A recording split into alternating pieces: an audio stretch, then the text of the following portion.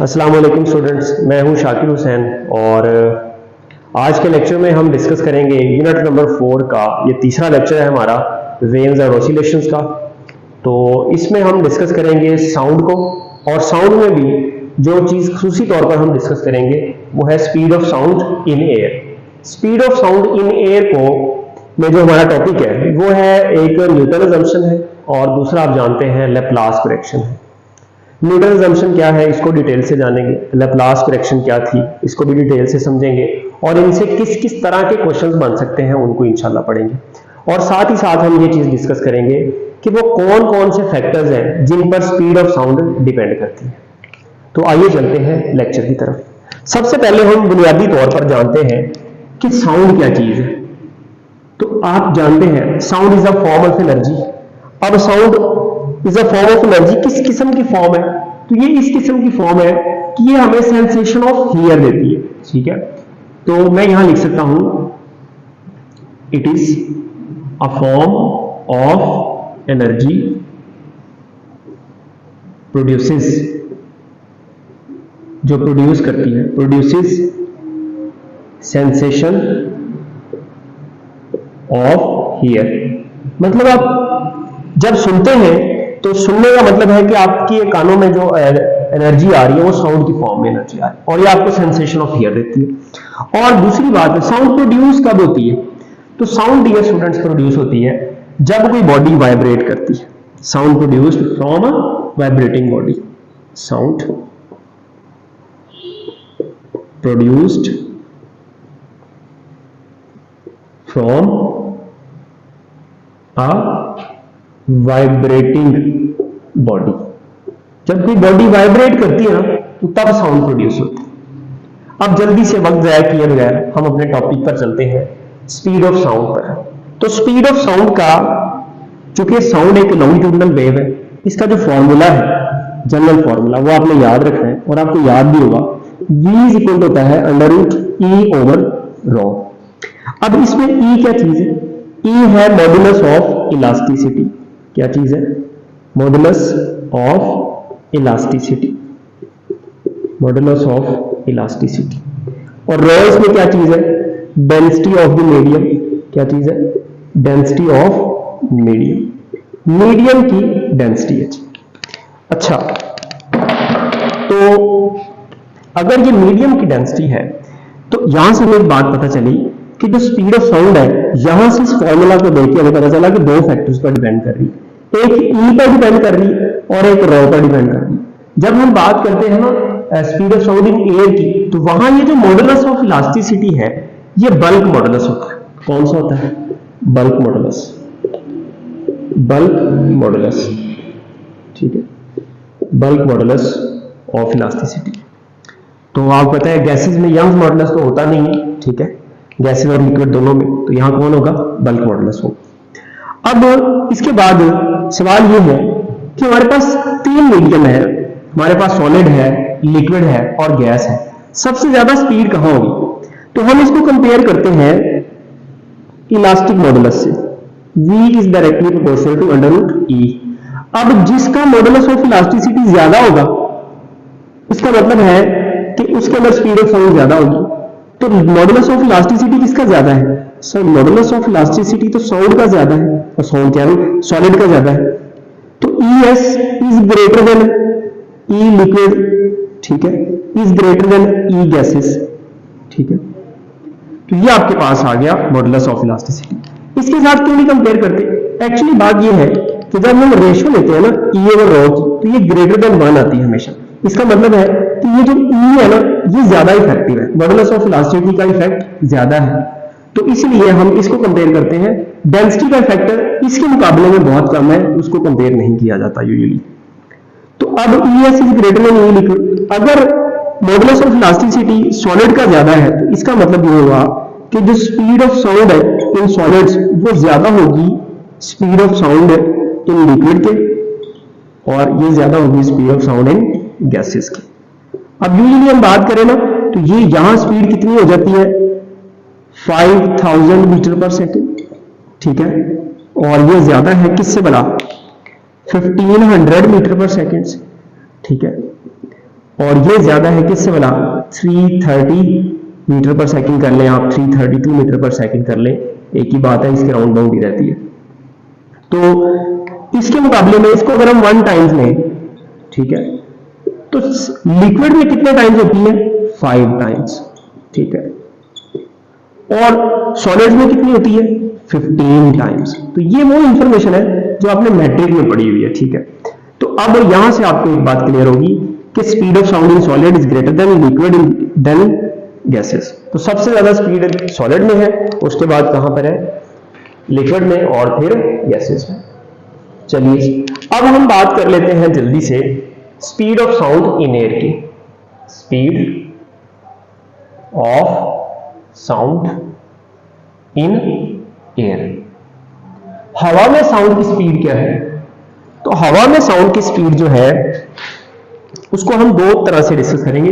एक बात आपने याद रखनी है कि जो स्पीड ऑफ साउंड है ना, वो है हमारे पास 332 मीटर पर सेकेंड। ये प्रैक्टिकली मेजर्ड स्पीड है, ठीक है, ये ऑलरेडी हमें पता है कि ये स्पीड इतनी है। अब यहां पर हमने दो बातें डिस्कस करनी है।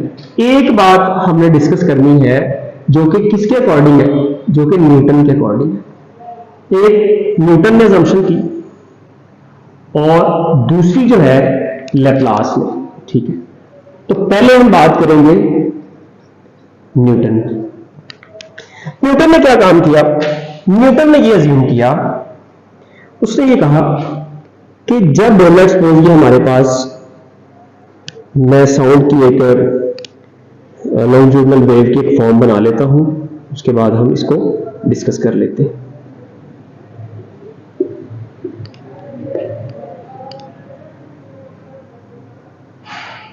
चलिए, ये हमारे पास ये रेयरफैक्शन है, ये कंप्रेशन। तो रेयरफैक्शन कंप्रेशन, रेयरफैक्शन कंप्रेशन आगे मूव करती जाएंगे। अब न्यूटन ने क्या कहा? न्यूटन का ऑब्जेक्टिव क्या था? What Newton want to know about the sound, propagation of sound through air. तो न्यूटन एक्चुअल में स्पीड ऑफ साउंड भी मेजर करना चाहता था, ये तो ऑलरेडी मेजर थी। न्यूटन क्या करना चाहता था? न्यूटन एक्चुअली ये चाहता था कि वो ये जान सके कि जब साउंड हवा में प्रोपेगेट करती है, ट्रेवल करती है, तो ये कौन सा प्रोसेस फॉलो करती है। आया ये आइसोथर्मल प्रोसेस फॉलो करती है, एडियाबैटिक करती है, या आइसोकोरिक करती है, या आइसोबैरिक करती है। अब उसने क्या अज्यूम किया? उसने जो अज्यूम किया, उसने कहा कि जब कंप्रेशन होती है ना, कंप्रेशन, तो इस कंप्रेशन में क्या होता है, इसमें हीट प्रोड्यूस होती है, ठीक है, और वो जो हीट है वो सराउंडिंग्स में कूलर रीजन की तरफ मूव कर जाती है।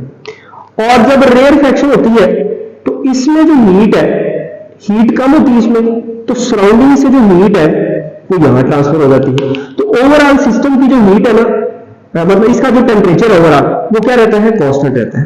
तो अब जब टेम्परेचर कांस्टेंट रहेगा, टेम्परेचर क्या रहेगा, कांस्टेंट, तो इसका ये मतलब है कि अब ये कौन सा प्रोसेस है, ये आइसोथर्मल प्रोसेस है। तो उसने क्या अज्यूम किया? फिर ऑब्जेक्टिव में सबसे पहले इसका लिख देता हूं। उसने ये अज्यूम किया कि the propagation of sound through air is an isothermal process. कौन सा प्रोसेस है? आइसोथर्मल प्रोसेस है। आपने थर्मोडायनामिक्स में इसके बारे में पढ़ा होगा, और अगर आपने नहीं पढ़ा तो आइसोथर्मल प्रोसेस को हम डिटेल में पढ़ेंगे इंशाल्लाह थर्मोडायनामिक्स के चैप्टर में। लेकिन फिलहाल मैं आपको बता दूं कि एक ऐसा प्रोसेस जिसमें टेम्परेचर कांस्टेंट रहे उसको हम क्या बोलते हैं? आइसोथर्मल प्रोसेस बोलते हैं। अब जब टेम्परेचर कांस्टेंट रहेगा तो इसका यह मतलब है कि यहां बॉयल्स लॉ होल्ड करेगा। बॉयल्स लॉ की फॉर्म जो आ जाएगी वो आ जाएगी पीवी इक्वल टू कांस्टेंट, ठीक है। अब पीवी इक्वल टू कांस्टेंट आ गया, तो यहां से फिर न्यूटन ने क्या काम किया? न्यूटन ने जो फॉर्मूला था हमारे पास v is equal to under root E over rho वाला, उसमें ये जो e है इसको मैं i कह देता हूं, ई आई, ई मॉडुलस ऑफ इलास्टिसिटी, i का मतलब आइसोथर्मल के केस में। तो अब ई आई की उसने जो वैल्यू फाइंड की ना, वो उसने फाइंड की p। उसकी डेरिवेशन हमारा मकसद नहीं है, डेरिवेशन आप रेगुलर क्लासेस में कर चुके हैं, तो हम डायरेक्ट फॉर्मूलाज को यूज कर रहे हैं। ई आई इज इक्वल टू क्या आ गया? पी के। वेरी इंपॉर्टेंट एमसीक्यू, जो आइसोथर्मल मॉडुलस है, बल्क मॉडुलस, वो किसके बराबर है, P के बराबर है न्यूटन के अकॉर्डिंग। अब वो ये वैल्यू यहां पुट कर दें आप, जब आप वैल्यू यहां पुट करेंगे ये फॉर्मूला हो जाएगा V is equal to under root P और रो। अब अगर हम यहां वैल्यूज पुट करें at standard temperature and pressure STP, standard temperature 0 Celsius रखें और प्रेशर 1 atm रखें या 11325 पास्कल रखें, ठीक है। तो यहां वैल्यूज पुट कर दें, यहां वैल्यूज पुट कर दी। अब आपने पुट कर दी, प्रेशर की जगह आपने क्या पुट कर दिया 11325 न्यूटन पर मीटर स्क्वायर, ठीक है, या 1.01 क्रॉस 10⁵, और रो की जगह आपने क्या पुट कर दिया 1.29 किलोग्राम पर metre cube density of air, ठीक है। तो यहां वैल्यू जब पुट की ना तो V कितना आ गया, V आया 280 मीटर्स पर सेकेंड। अब ये 280 मीटर्स पर सेकेंड जो है ये न्यूटन ने वैल्यू फाइंड की, ये वैल्यू उसने फाइंड नहीं की, मतलब ये उसने जो असम्पशन की थी ना उससे उसने जो थ्योरेटिकल वैल्यू निकाली, अगर आइसोथर्मल प्रोसेस कंसीडर करता है तो वो 280 मीटर पर सेकेंड आई। अब एक्चुअल वैल्यू कितनी है हमारे पास, सर एक्चुअल वैल्यू तो है 332 मीटर पर सेकेंड। इसका मतलब ये हुआ कि इस पे एरर आ गया है। अब सवाल ये है कि इसमें एरर कितना है, ठीक है। तो एरर भाई देख सकते हैं आप 332 में से आप माइनस कर दें 280 को तो कितना आ जाएगा 52 metre per second. 52 metre per second का एरर आ गया, इसको परसेंटेज में लेके जाए तो परसेंट एरर कितना आ जाएगा 52 ओवर आप 332 करके मल्टीप्लाई 100 कर दें तो ये बन जाएगा 16%। अब ये 16% एरर है, ये इतना ज्यादा एरर है कि इसको हम निगलेक्ट नहीं कर सकते। 1-2% होता तो समझ में आती थी बात, लेकिन 16% एरर को निगलेक्ट करना आसान काम नहीं।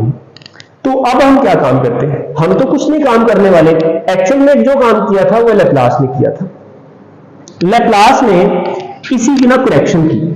अब उसने क्या करेक्शन की, उसने कहा कि न्यूटन भाई ऐसा नहीं है जो आप बात कर रहे हो ना कि यहां टेम्परेचर कांस्टेंट रहता है, ऐसा नहीं है। एक्चुअली उसने ये कहा कि जब कंप्रेशन और रेयरफेक्शन, यानी कि जब हम बोलते हैं या साउंड प्रोड्यूस होती है तो कंप्रेशन और रेयरफेक्शन इतनी तेजी से आगे ट्रेवल कर रही होती हैं कि यहां पर जो हीट, मतलब यहां हीट की कमी है ना, यहां सराउंडिंग से हीट इधर नहीं आ पाती, यहां ही आप कह लें जहां कंप्रेशन हुई है यहां हीट प्रोड्यूस हुई है तो उसको इतना टाइम नहीं मिलता कि वो यहां से सराउंडिंग में जा सके, यानी कि हीट इसी में कन्फाइन रह जाती है। तो हीट एंटर और लीव द सिस्टम, ना तो हीट यहां से जाती है कहीं, ना इसमें आती है, तो यही हीट इधर ही रह जाती है। इसका मतलब हुआ कि अब एक ऐसा सिस्टम या ऐसा प्रोसेस जिसमें नो हीट एंटर और लीव द सिस्टम हो, उसको हम क्या बोलते थे सर, उसको तो एडियाबैटिक बोलते थे। हाँ बिल्कुल। तो लैप्लास ने क्या कहा, लैप्लास ने कहा कि भाई ये कौन सा प्रोसेस है, ये एडियाबैटिक प्रोसेस है। अगर इसने एडियाबैटिक कहा है तो अब इसको प्रूव भी करना पड़ेगा कि क्या वाकई ही ये एडियाबैटिक प्रोसेस है या कुछ और है। तो देखिएगा, पहले तो हम इसकी बात को लिख लेते हैं ना, जाहिर है एक बड़ा साइंटिस्ट है, बात की है तो बात यकीनन जानदार होगी। बात क्या है, बात है propagation of sound through air is an isothermal process नहीं है। अब मैं इसको क्या कह दूंगा, मैं इसको एडियाबैटिक प्रोसेस कह दूंगा, एडियाबैटिक प्रोसेस, ठीक है। तो किसने कंसीडर किया, ये लैप्लास ने कंसीडर किया। जहां तक बात थी उसकी न्यूटन की, तो इसको आपने साइड पे रखने का। अब लैप्लास ने एडियाबैटिक प्रोसेस कंसीडर कर लिया इसको। जब एडियाबैटिक प्रोसेस कंसीडर किया, अब इसमें हमारे पास एक चीज कांस्टेंट है, और वो कांस्टेंट क्या है, वो है हीट कांस्टेंट। हीट क्या रहेगी, हीट कांस्टेंट रहेगी। हीट अब ट्रांसफर नहीं होगी सराउंडिंग्स में और ना सराउंडिंग से यहां आएगी। अगर हीट कांस्टेंट है तो दूसरी बात यहां पर फिर जो बॉयल्स लॉ की फॉर्म आ जाती है हमारे पास, वो आ जाती है P V gamma is equal to constant. इसके बारे में भी आपने पढ़ा हो, जब आपने चैप्टर नंबर 11 में एडियाबैटिक प्रोसेस को डिटेल्स में पढ़ा था तो वहां आपने P V gamma equal to constant वाला यूज किया था। यहां पर गैमा क्या चीज है, गैमा है एक कांस्टेंट। गैमा किसके बराबर होता है सर, ये बराबर होता है सीपी ओवर सीवी के। सीपी क्या चीज है, molar specific at constant pressure. CV क्या चीज है, molar specific heat at constant volume. इसकी डिटेल में यहां नहीं डिस्कस करने वाला आपसे, इसकी डिटेल में जब मैं थर्मोडायनामिक्स पे जाऊंगा वहां जाकर मैं इनको डिटेल में डिस्कस करूंगा और गैमा को भी डिस्कस करूंगा। अभी फिलहाल आप ये समझ लें कि गैमा की वैल्यूज जो है वो आपने याद रखनी है। गैमा फॉर मोनोएटॉमिक गैस कितनी होती है, इसकी वैल्यू होती है जी 1.67। कांस्टेंट है ना, एक नंबर आएगा, इसकी कोई मतलब इसकी कोई यूनिट नहीं होगा, रेशियो है ना दो स्पेसिफिक हीट्स की। तो मोनो के लिए है 1.67, गैमा फॉर डायटोमिक गैस ये है 1.4, और गैमा फॉर पॉलीएटॉमिक गैस मैं यहां लिख देता हूं, ये कितना है, ये है हमारे पास 1.29। चलिए जी, ये आपने याद रखना है। अब उसने फिर आगे इसको फर्दर सॉल्व किया, तो v equal to under root E I over rho है ना, तो यहां पर हम वही फॉर्मूला यूज करेंगे।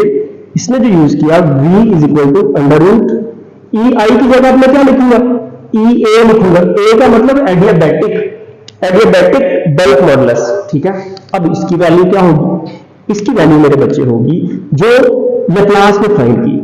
आफ्टर कैलकुलेशंस आपको याद होगा उसने कंप्रेशन को कंसीडर कर लिया, रेरफैक्शन को कंसीडर कर लिया, दोनों से आसानी से वैल्यू आ जाएगी। जब कंप्रेशन होती है प्रेशर बढ़ता है, P प्राइम इक्वल टू आ जाएगा P plus delta P, volume कम हो जाता है, V प्राइम इक्वल टू आ जाएगा V माइनस डेल्टा V। फिर इसको आगे ये फॉर्मूला लगा के P1 V1 gamma equal to P2 V2 gamma आगे सॉल्व करके हमने वैल्यूज निकाल ली। और वो वैल्यू क्या थी, वो जो उसने निकाली थी वो थी EA is equal to gamma P, ठीक है। तो उसने जो एडियाबैटिक बल्क मॉडुलस की वैल्यू निकाली वो गैमा P था, ठीक है। अब ये वैल्यू यहां पुट कर दें, जब आप ये वाली वैल्यू यहां पुट करेंगे तो आपके पास V आ जाएगा, V इज इक्वल टू आ जाएगा under root gamma P over rho, gamma P over rho. अब ये फॉर्मूला आ गया किसके केस में, ये फॉर्मूला आ गया हमारे पास लैप्लास करेक्शन के केस में। लैप्लास करेक्शन के केस में ये फॉर्मूला आ गया। अब देखिएगा जरा, under root P over rho तो हमने निकाला है वो 280 होता है, तो अंडर रूट गैमा 1.4 जो है हम पुट करके उसका अंडर रूट लेके इसको जब सॉल्व करेंगे ना तो V की वैल्यू आ जाती है अप्रोक्सीमेटली 333 मीटर पर सेकेंड या 332 मीटर पर सेकेंड आप कह सकते हैं, ठीक है। तो अब ये जो वैल्यू है ये अप्रोक्सीमेटली इक्वल है किसके, एक्चुअल वैल्यू के। ये देखें, ये मैंने लिखी है ना 332 मीटर पर सेकेंड, ये इसकी ओरिजिनल वैल्यू है 0 सेल्सियस पर। तो अब V इक्वल टू क्या आ गया 333 मीटर पर सेकेंड। अब इसमें एरर ना होने के बराबर है, इसका मतलब हुआ कि जो लैप्लास ने करेक्शन की थी ना वो बिल्कुल जबरदस्त की थी। अब हमारे पास अगर हम पूछे, आपसे कोई पूछे कि भाई स्पीड ऑफ साउंड का फॉर्मूला क्या है, तो आप कहेंगे सर ये है formula V is equal to under root gamma P over rho. चलिए जी, अब यहां से मैं एक क्वेश्चन पूछ लेता हूं जो इससे रिलेटेड आ सकता है। क्वेश्चन क्या है, एक एमसीक्यू आपके सामने लिखता हूं। एमसीक्यू बहुत आसान है। The ratio of EA to EI is क्या होगी, जल्दी से बता दे। क्या मुझे इसको आगे ऑप्शन लिखने की जरूरत है? नहीं सर, इसकी तो जरूरत नहीं है ना। देखिए EA ओवर EI की रेशो हमारे पास आ जाएगी। EA कितना हमारे पास, EA सर गैमा P, तो ये आ गया गैमा P। EI कितना सर, EI है मेरे बच्चे P, यहां P पुट कर दिया। अब आपको पता है इस P से ये P गायब हो जाएगा तो हमारे पास क्या आ जाएगा, गैमा। अगर ऑप्शन में गैमा हो तो वेल एंड गुड, या ऑप्शन में CP ओवर CV हो तो फिर भी आप इसको टिक करेंगे, ठीक है। तो ये थी हमारे पास स्पीड ऑफ साउंड न्यूटन के केस में और लैप्लास करेक्शन के केस में। अब हम डिस्कस करते हैं factors affecting speed of sound को। तो factors affecting speed of sound को डिस्कस करने के लिए रेज कर लेते हैं बोर्ड को जल्दी से। ले जी, अब हम बात करते हैं factors affecting speed of sound कि स्पीड ऑफ साउंड पर कौन से अवामिल असरअंदाज हो सकते हैं। तो उनमें बहुत सारे अवामिल हैं जिनको हम यहाँ पर डिस्कस करने वाले हैं। इनमें पहले नंबर पर जिसको हम डिस्कस करेंगे वो है प्रेशर। अब प्रेशर का क्या इफेक्ट होता है स्पीड ऑफ साउंड पर? हमने फॉर्मूला पढ़ा हुआ है V is equal to under root gamma P over rho. अब ये फॉर्मूला हमारे पास दुरुस्त फॉर्मूला होगा, ठीक है। अगर हम प्रेशर बढ़ाते हैं तो उससे क्या फर्क पड़ता है? देखिए, एक फॉर्मूला आपको पता है, डेंसिटी बराबर होती है M ओवर V, ठीक है। रो इज इक्वल टू क्या होता है, M over V, mass per unit volume.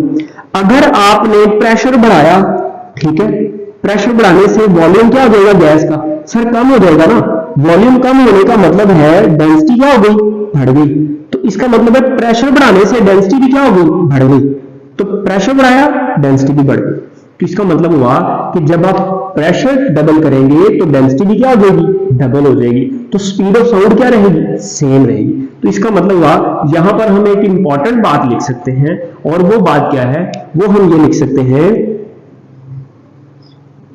Speed of sound is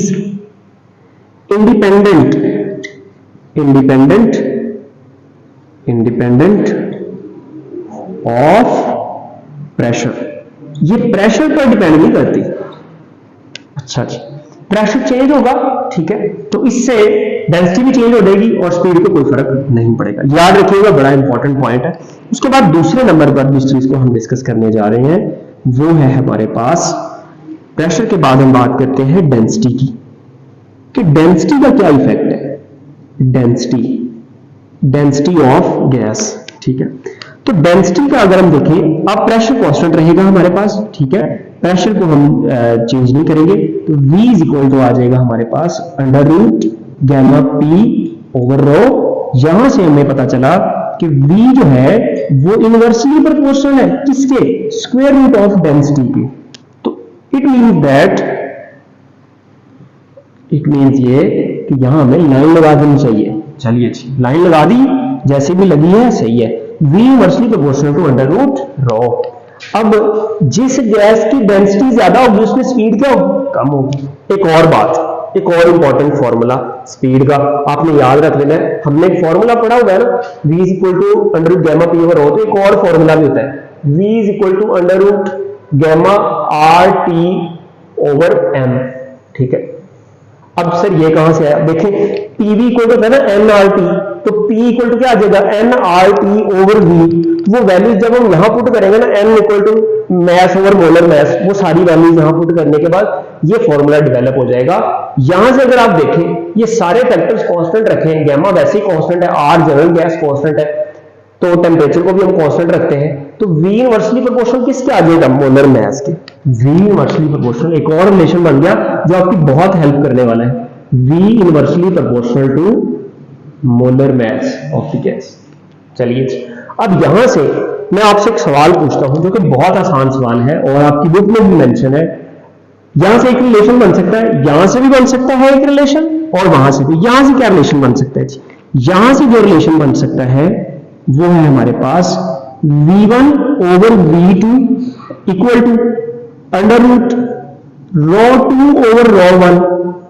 अब ये कैसे बना, इन दोनों का इनवर्स रिलेशन है ना, V और ρ का, तो V1 ओवर V2, तो ऊपर इक्वल क्या आ जाएगा, अंडर रूट ρ2 ओवर ρ1, ठीक है, इनवर्स रिलेशन की वजह से। सिमिलरली इसका भी रिलेशन यही बनेगा, V1 over V2 equal to under root M2 over M1, ठीक है, ये रिलेशन आ गया। सवाल ये है कि what is the ratio of speed of sound in hydrogen to speed of sound in oxygen. ये गैस की बात हो रही है, तो एक एमसीक्यू टाइप हम बात कर रहे हैं, speed of sound in hydrogen over speed of sound in oxygen किसके बराबर आ जाएगी, भाई स्पीड ऑफ साउंड की बात हो रही है ना, सेम टेम्परेचर पे सेम प्रेशर पे। तो ये आ गया हमारे पास फॉर्मूला, यहां से हम निकालेंगे molar mass of oxygen, opposite हो जाएगा ना, over molar mass of hydrogen, ठीक है जी। चलिए यहां वैल्यूज पुट कर देते हैं। अब मोलर मैस तो आपको पता ही है, तो ये आ गया V hydrogen over V oxygen.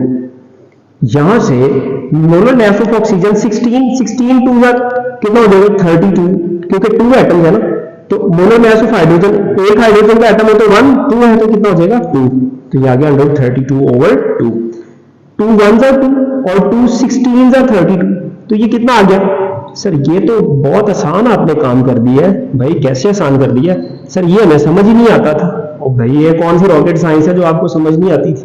16 over 1, 16 का अंडर रूट अब क्या होता है सर, अब तो बहुत आसान हो गया ना, 4 और 1 का 1, तो इसका मतलब इन दोनों की रेशो क्या आ जाएगी 4:1। या फिर मैं यूं कह सकता हूं कि VH2 बराबर हो जाएगा 4 टाइम्स VO2 के, यानी कि speed of sound in hydrogen gas 4 time है किसके, speed of sound in oxygen की, क्योंकि ऑक्सीजन की डेंसिटी ज्यादा है। तो ऑक्सीजन की डेंसिटी ज्यादा होने की वजह से उसमें स्पीड क्या है, कम है, और हाइड्रोजन की डेंसिटी कम है तो इसमें स्पीड क्या है, ज्यादा है। कितने टाइम ज्यादा है ऑक्सीजन के मुकाबले में? 4 टाइम्स। यहीं से मैं आपको एक और सवाल दे देता हूं, ये आपने खुद करना है जी। सवाल बहुत आसान है। क्या कहता है शायर? इस सवाल में शायर ये कहता है कि find the ratio of speed of sound in hydrogen and carbon dioxide. चलिए, हाइड्रोजन गैस और कार्बन डाइऑक्साइड गैस में आप इन दोनों में रेशो निकालें किसकी, स्पीड ऑफ साउंड की। तो वो आप यही फॉर्मूला, अब कार्बन डाइऑक्साइड का मोलर मास आपको निकालना होना चाहिए, मैं बता देता हूं आपको। तो इसका कार्बन का कितना होता है, कार्बन का 12 हो गया, ठीक है, ऑक्सीजन का 16, और 16 टू कितना हो गया 32 प्लस 12 करके आप मोलर मास निकाल लेंगे। और उसके बाद हाइड्रोजन का तो आपको पता है वो 2 आ जाएगा, तो यहां पुट करेंगे वो आपके पास आंसर आ जाएगा। आपने बताना है कि कितना उसकी रेशो कितनी आ रही है वगैरह वगैरह। चलिए जी, अब फैक्टर्स फैक्टिंग में डेंसिटी के बाद हम बात कर लेते हैं ह्यूमिडिटी की, कि ह्यूमिडिटी का क्या इफेक्ट है। ह्यूमिडिटी समझते हैं जी सर? क्या होता है भाई? सर मॉइस्चर क्या होता है जी? सर हवा में नमी लें। तो हवा में नमी जब आ जाए तो स्पीड ऑफ साउंड पर क्या इफेक्ट होता है उसका। तो अब एक चीज हमें पता है, V इनवर्सली प्रोपोर्शनल है डेंसिटी के, ठीक है। तो अगर डेंसिटी ऑफ एयर इंक्रीज कर जाएगी तो स्पीड ऑफ साउंड क्या कर जाएगी, डिक्रीज कर जाएगी। अब मुझे एक बात बताएं, ह्यूमिड एयर की डेंसिटी ज्यादा होती है या ड्राई एयर की डेंसिटी ज्यादा होती है? ज्यादा होती है। आप कहोगे सर ड्राई एयर की डेंसिटी ज्यादा होती है, तो रो यानी कि density of humid air is less than density of dry air. कितनी होती है? ऑलमोस्ट 0.8 किलोग्राम पर मीटर क्यूब, और ड्राई एयर की 1.29 किलोग्राम पर मीटर क्यूब। ये हमने अभी पीछे बात भी हमने इसकी की थी। तो अब होता क्या है, रो इक्वल टू एमओवी होता है ना, तो वॉल्यूम बढ़ जाता है। कैसे बढ़ जाता है? जब वेपर्स आते हैं ना हवा में, तो अब वेपर्स के आने से वॉल्यूम बढ़ गया, वॉल्यूम बढ़ने से डेंसिटी क्या होगी, कम होगी। तो डेंसिटी कम होने का मतलब है स्पीड क्या कर जाएगी, इंक्रीज कर जाएगी। अब आपको पता है कि जिसमें डेंसिटी कम होगी और ह्यूमिड एयर की डेंसिटी क्या है, कम है, तो ह्यूमिड एयर की स्पीड क्या हो जाएगी, ज्यादा हो जाएगी। तो हम यहां से ये लिख सकते हैं VH is greater than V dry. बड़ा इंपॉर्टेंट पॉइंट है, एमसीक्यू आ जाता होता है अक्सर कि बताएं भाई ड्राई एयर की स्पीड ज्यादा है ड्राई एयर में या ह्यूमिड एयर में, यानी कि मॉइस्ट एयर में स्पीड ज्यादा है। अच्छा जी, इसके बाद हम बात कर लेते हैं एक और फैक्टर की, विंड की, कि विंड से क्या फर्क पड़ता है स्पीड ऑफ साउंड पर। तो याद रखिएगा, जब भी sound in the direction of wind move कर रही होगी ना, तो in the direction of wind जो है उसकी स्पीड इंक्रीज कर देगी, और जब against the wind sound travel करेगी, प्रोपेगेट करेगी, तो वो क्या हो जाएगी, उसकी स्पीड डिक्रीज हो जाएगी। तो हम यहां एक बात लिख सकते हैं, स्पीड इंक्रीजेस। कहां भाई? Increases in the direction of wind. Wind किसको बोलते हैं, मतलब जल्दी से बताएं मुझे।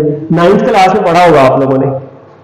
सर हमने पढ़ा था the blowing air, the flowing air, यानी कि the moving air is known as wind. तो जब हवा मूव कर रही होती है ना, उसको विंड बोलते हैं, ठीक है।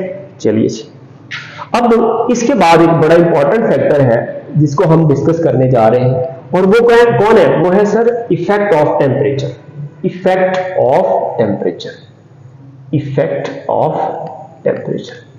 टेम्परेचर का इफेक्ट मेरे बच्चे बहुत इंपॉर्टेंट है। अगर आपको याद हो तो ये एक लॉन्ग क्वेश्चन भी बनता है आपका, ठीक है ना। तो ये इंपॉर्टेंट इफेक्ट है जिसको हमने डिस्कस करना है। अब एक बात देखिएगा, हमें पता है V इनवर्सली प्रोपोर्शनल है अंडर रॉ के। अब जब टेम्परेचर इंक्रीज करेगा तो इसका क्या इफेक्ट होगा? अगर गैस का टेम्परेचर इंक्रीज करे तो क्या होता है, गैस को आप अलाउ भी कर देंगे एक्सपैंड कर सके, तो फिर क्या होगा सर, उसका वॉल्यूम बढ़ जाता है, यानी कि गैस एक्सपैंड कर जाती है। इसका मतलब हुआ टेम्परेचर के बढ़ने से गैस हॉट हो जाती है, और हॉट होकर वो क्या करती है, एक्सपैंड कर जाती है। जब एक्सपैंड करेगी वॉल्यूम बढ़ जाएगा, ρ equal to m over v। Volume बढ़ने से डेंसिटी क्या होगी, कम होगी। अब जब डेंसिटी कम हो गई है डेंसिटी क्या हो गई है, कम हो गई है। तो डेंसिटी कम होने का मतलब यह है कि स्पीड क्या कर गई है, इंक्रीज कर गई। तो यहां से एक बात हमें पता चली कि जब टेम्परेचर इंक्रीज करेगा तो स्पीड भी क्या करेगी, इंक्रीज करेगी। ये याद रख ले।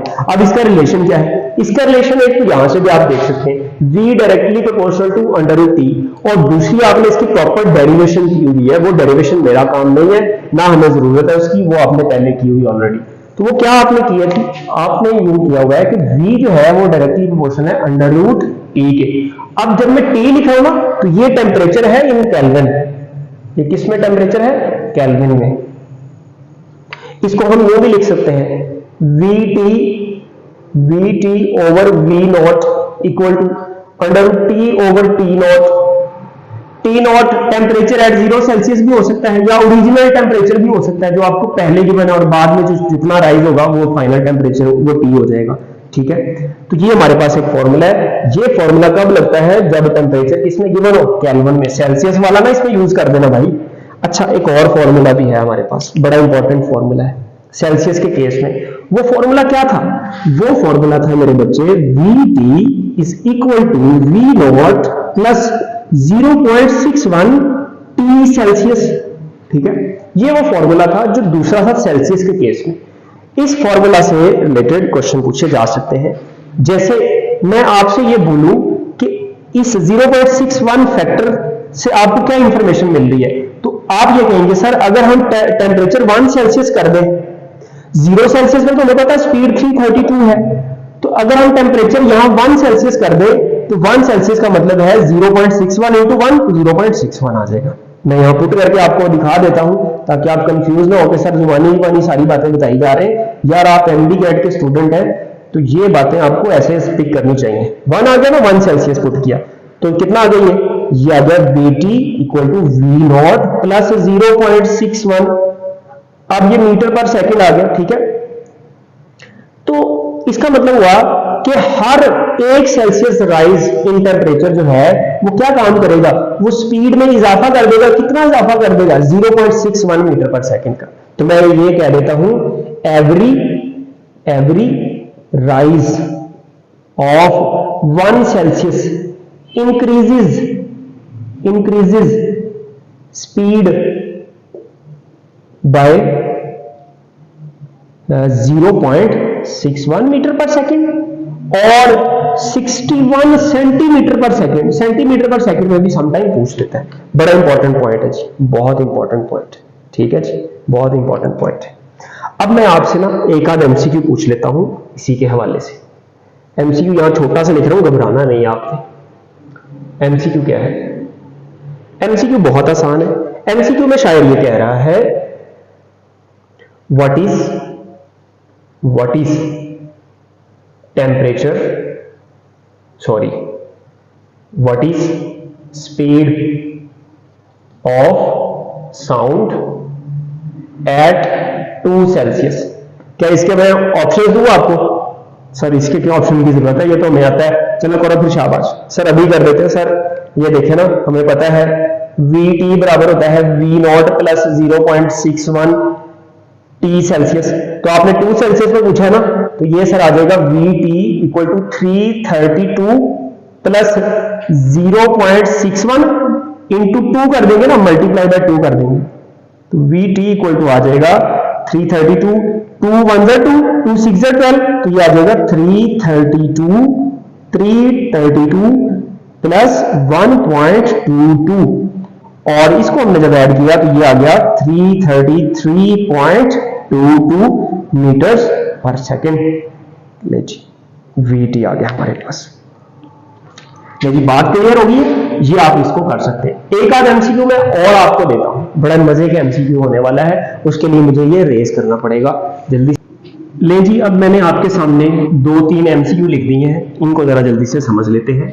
एमसीक्यू नंबर 1 है, at what temperature the speed of sound becomes double two that of 10 Celsius. यानी कि 10 सेल्सियस पर जो उसकी स्पीड है ना, तो बताएं किस टेम्परेचर पर उसकी स्पीड 10 सेल्सियस की स्पीड के मुकाबले में डबल हो जाएगी। ठीक है, तो आपने बताना है। इसको ऑप्शन आपके सामने लिखे हुए हैं, आपने इसको पॉज करके आप इसको ऑप्शन बताएं मुझे, मैं तब तक इसको सॉल्व कर लेता हूं। ठीक है, सॉल्व करने के लिए फॉर्मूला है हमारे पास Vt over V naught equal to under root T over T naught. चलिए जी, यहां से हमारे पास रिलेशन आ गया। Vt कितना है, डबल, यानी कि 2v नॉट है ना। Vt का मतलब उसने बोला है double two that of 10 Celsius. अगर ओरिजिनल v नॉट है तो 10 सेल्सियस पे कितना हो जाएगा, 2v नॉट। तो हमने ये लिख दिया 2v naught equal to under root T कितना है जी, ये तो हमें निकालना है। टी नॉट कितना है सर, 10 सेल्सियस है। ये फॉर्मूला तो केल्विन के लिए, तो 10 सेल्सियस को केल्विन में ले जाने के लिए क्या करेंगे सर, 273 में ऐड करेंगे तो कितना बन जाएगा सर, 283। तो ये 283 केल्विन आ गया 10 सेल्सियस को जब हमने केल्विन में कन्वर्ट किया। चलिए जी, अब इस वी नोट से तो ये वी नोट गायब हो गया ना, तो ये आ गया हमारे पास 2 equal to under root T over 283। अब ये दोनों तरफ स्क्वायर ले लें, दोनों तरफ जब स्क्वायर लिया तो ये बन जाएगा 4 इक्वल टू टी ओवर 283। तो ये 283 इधर आके क्या हो गया, मल्टीप्लाई। तो t इक्वल टू क्या आ जाएगा सर, t इक्वल टू आ जाएगा 4 इंटू 283। अब इसको मल्टीप्लाई किया, 4 3 जा 12, 1 रिमाइंडर आ गया, 4 8 जा 32 प्लस 1 33, 3 रिमाइंडर आ गया, 4 2 जा 8 प्लस 3 11, सर 11 आ गया। आगे यूनिट क्या लगेगा सर, यूनिट केल्विन लगेगा ना। ले जी, स्पीड कितनी आ गई 1132 केल्विन। कौन सा ऑप्शन बनता है, 1132 सेल्सियस, केल्विन नहीं है, ये ऑप्शन नहीं बनता हमारे पास। इसको साइड पे लगाते हैं। 859 केल्विन, अगर सेल्सियस होता, इसको सेल्सियस में ले जाना हो क्या करेंगे सर, -273 कर देंगे, कितना आ जाएगा 859 सेल्सियस। अगर तो 859 सेल्सियस होता तो ये सही होता, लेकिन ये केल्विन है तो इसलिए ये भी रॉन्ग है। 1132 केल्विन में ठीक है, लेकिन अभी आखिरी ऑप्शन कर लो भाई, बोथ बीटा एंड चार्ली। तो बीटा तो गलत है, चार्ली ठीक है। इसका मतलब हुआ हमारा जो बेस्ट ऑप्शन होगा वो चार्ली होगा 1132 केल्विन। इसका एक शॉर्टकट भी है, शॉर्टकट भी आपने याद रख लेना, बड़ा इंपॉर्टेंट है शॉर्टकट। इस तरह का क्वेश्चन अक्सर आ जाता होता है पेपर में। शॉर्टकट क्या है, शॉर्टकट बहुत आसान है जी। शॉर्टकट है हमारे पास TF equal to n square TI, ठीक है। फाइनल टेम्परेचर जब आपने निकालना हो ना तो n स्क्वायर TI, n क्या होगा, जितने टाइम्स, यानी कि डबल हो गया है, हाफ हो गया है, 4 टाइम हो गया है, 10 टाइम हो गया है, तो वो जितना भी नंबर होगा ना उसको यहाँ पुट कर देंगे। अभी डबल होगा ना, n की जगह क्या पुट करेंगे सर, 2 पुट करेंगे। 2 स्क्वायर TI कितना है केल्विन में 283, तो कितना हो गया 4 इंटू 283। तो देखे ना, वही नहीं आंसर आ जाएगा सर, बिल्कुल वही आ गया। तो बच्चे ये वाला शॉर्टकट आपने नहीं भूलना। यही सवाल मैं आपसे यूं कह देता हूं, 10 सेल्सियस की जगह मैंने कह दिया 0 सेल्सियस, और डबल की जगह मैंने कह दिया बिकम्स हाफ। अब आप इसको सॉल्व करें और ऑप्शन कोई और आएगा, डेफिनेटली ये नहीं आएगा। तो इस तरीके से डिफरेंट तरीकों से आप इसको सॉल्व कर सकते हैं। अभी आपने ये करना है, डबल की जगह हाफ कर दें, 10 की जगह 0 सेल्सियस कर दें, और यही फॉर्मूला, ये जो मैंने शॉर्टकट बताया, इसकी मदद से इसको सॉल्व करेंगे। लेकिन एक और एमसीक्यू मैंने लिखा है, the speed of sound eight 27 Celsius and 1 atm is v naught, what will be speed at 127 celsius and 2 atm। घबराना नहीं है भाई, लाइव चलेगी, नजर आ गया, गुजारा करे, अल्लाह खैर करेगा। तो ऑप्शन में लिख देता हूं 2 by √3 v naught, √3 by 2 v naught, half v naught, या v naught ओवर √3। चलिए जी, ऑप्शन आपने बताना है, जल्दी से इसको सॉल्व कर ले। करें जी, मिलजुल के सॉल्व कर लेते हैं ना, मिलजुल के कर लेते हैं सर। तो मिलजुल के करने में अब देखते हैं, the speed of sound eight 27 Celsius, ठीक है, ये हमारे पास आ गया ओरिजिनल टेम्परेचर या T1 कह लें, एंड 1 atm टेम्परेचर, प्रेशर आ गया 1 atm, इज v नॉट, ये आ गई हमारे पास speed. What will be speed, तो फाइनल स्पीड हमने निकालनी है, vt कह लें, ठीक है, या v नॉट v2 कह लें, एट 127 सेल्सियस, ये हमारे पास टेम्परेचर है T सेल्सियस आ गया, 2 atm। अब यहाँ एक बात देखें, ये 1 atm और 2 atm ये प्रेशर है, तो हमने पढ़ा कि प्रेशर पर तो स्पीड ऑफ साउंड डिपेंड ही नहीं करती। तो इसका मतलब ये दोनों फैक्टर आपको डराने के लिए, आपने नहीं डरना, आप शेर हैं, आप इजी हो जाए। अच्छा जी, अब इसको सॉल्व कर लेते हैं। सॉल्व करना बहुत आसान हो गया, सॉल्व करना बहुत आसान हो गया जनाब। Vt over v naught equal to under root क्या आ जाएगा, T ओवर T नॉट। यहां वैल्यूज पुट कर देते हैं। तो हमने क्या निकालनी है, स्पीड ऑफ साउंड एट, ये v नॉट है तो 127 सेल्सियस पर। चलिए जी, तो अब Vt हमें निकालना है और वी नॉट हमारे पास वी नॉट ही है। इसको सॉल्व कर लेते हैं राइट साइड पर। टी टेम्परेचर है ना, तो टी टेम्परेचर कितना है, टी है 127 सेल्सियस। इसको सॉल्व करते हैं जी, ये आ जाएगा 273 प्लस 127 केल्विन में ले गए ना, नीचे आ जाएगा 273 प्लस 27 और ऊपर इनको ऐड करते हैं, ये आ जाएगा VT over V naught equal to under root 400 over 300 under root. 2 zero से 2 जीरो गायब हो गए, क्या आ जाएगा सर, ये तो अंडर रूट 4 ओवर 3 आ गया। अब 4 का अंडर रूट क्या होता है सर, 4 का अंडर रूट 2 होता है, तो 2 ओवर अंडर रूट 3 वैसे ही आ गया। वी नॉट डिवाइड हो रहा है, उधर क्या हो जाएगा सर मल्टीप्लाई, तो VT किसके इक्वल आ गया sir, 2 over under root 3 V naught के। हाँ जी, ऑप्शन समझ में आ गई है जी सर, बिल्कुल क्लियर होगी। कौन सी है फिर सर, अल्फा। चलिए जी, अल्फा इज बेस्ट ऑप्शन। एक और एमसीक्यू, बहुत आसान सा एमसीक्यू है, छोटा सा बच्चों वाला। The unit of 0.61 in relation VT equal to V naught plus 0.61 T। ये हमने रिलेशन पढ़ा ना, इसमें 0.61 का यूनिट क्या होगा जल्दी से बताएं। मीटर पर सेकंड होगा, मीटर पर सेकंड पर सेल्सियस होगा, मीटर पर केल्विन होगा, या कोई यूनिट नहीं होगा, जल्दी से बता दे, शाबाश।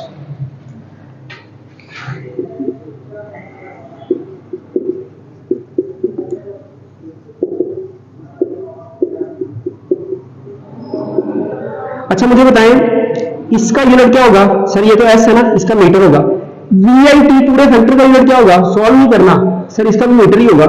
इस हाफ AT स्क्वायर का यूनिट क्या होगा सर, इसका भी मीटर ही होगा। पता ना प्रिंसिपल ऑफ होमोजेनिटी, आप कह रहे हैं कि सारा सेम नेचर की क्वांटिटीज ऐड हो सकती है, इसका यूनिट मीटर था तो इसमें ऐड हो रही है, ठीक है, इसीलिए इसकी इक्वल आ रही है। तो अब इसका मतलब ये हुआ, ये हमारे पास जो फैक्टर है 0.61 T, तो वो उसको अब देख लेते हैं, VT इक्वल टू क्या है, V naught plus 0.61 T Celsius, ठीक है। ये फॉर्मूला सेल्सियस में टेम्परेचर के लिए है। तो इसका यूनिट क्या है सर, मीटर पर सेकंड। क्या है इसका यूनिट, मीटर पर सेकंड। इसका भी क्या है सर, मीटर पर सेकंड। अब इस पूरे फैक्टर का भी क्या होना चाहिए सर, मीटर पर सेकंड। टेम्परेचर का तो हो गया सेल्सियस, तो अब यहां अगर आपने मीटर पर सेकंड लाना है तो सेल्सियस को गायब करना पड़ेगा ना, तो फिर इसका यूनिट हो जाएगा मीटर पर सेकंड पर सेल्सियस, ताकि इस सेल्सियस से ये सेल्सियस गायब हो जाए तो कितना यूनिट बन जाए, मीटर पर सेकंड। तो अब 0.61 का यूनिट क्या आया सर, मीटर पर सेकंड पर सेल्सियस। तो लो मेरे बच्चों, ये आज का लेक्चर था, बड़ा आसान लेक्चर था, बहुत आसान टॉपिक था, बड़ा मजे का टॉपिक था। आई होप कि आपको समझ आया होगा। मुझे अपनी दुआओं में याद रखिएगा। Thank you very much. Allah Hafiz.